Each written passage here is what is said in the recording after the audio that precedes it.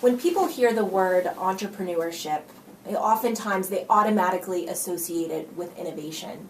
But does an entrepreneur always need to create a new innovation or be innovative in their thinking? It's interesting. I agree that those two terms are oftentimes confused with each other, but there is a lot of entrepreneurship that is not innovative or we'd not consider to be innovative, and there's a lot of innovation that isn't entrepreneurship either. These are two oftentimes, in reality, they're oftentimes co-occurring, but I think the real active word is not so much innovation, but value creation.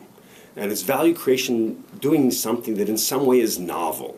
And let me illustrate with a couple of examples. A team of entrepreneurs went to Mexico City in the 1990s and created a chain of multi-screen cinemas, which didn't exist.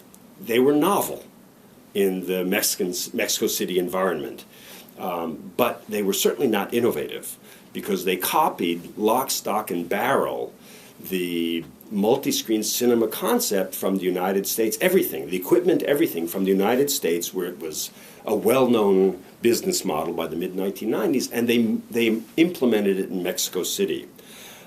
And it was very successful. It was very entrepreneurial. They created a lot of value. They created a great cinema experience for Mexican consumers. They created a new industry, basically, in Mexico City.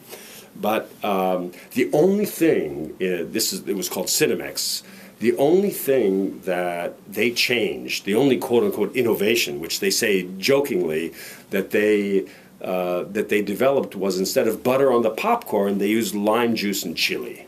Now, we would not call that an innovation, but the existence of these multi-screen, high-quality, and by the way, more expensive theaters, that was novelty in that market. So, and by the way, they created a lot of value not only for the consumers, but for the investors and themselves as well.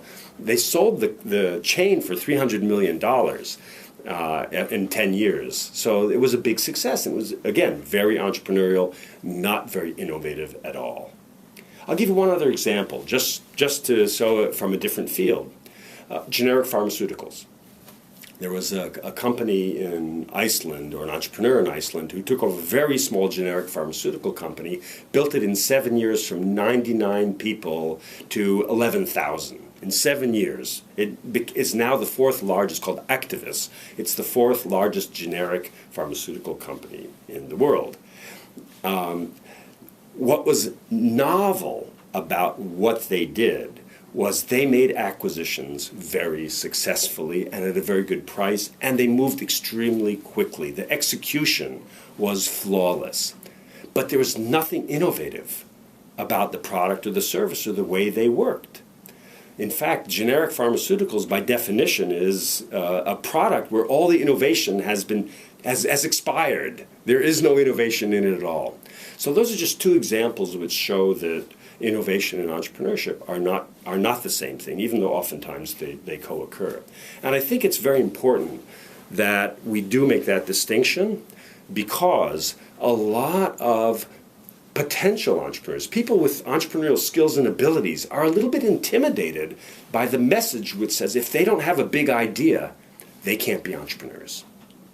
And when you show them, it doesn't necessarily require a big idea. A lot of times it requires some novelty, a lot of execution, resourcefulness, and you can create a lot of value and capture a lot of value that way. That liberates them. And a lot of them, when they hear that message, makes it easier for them to make what I call the entrepreneurial choice.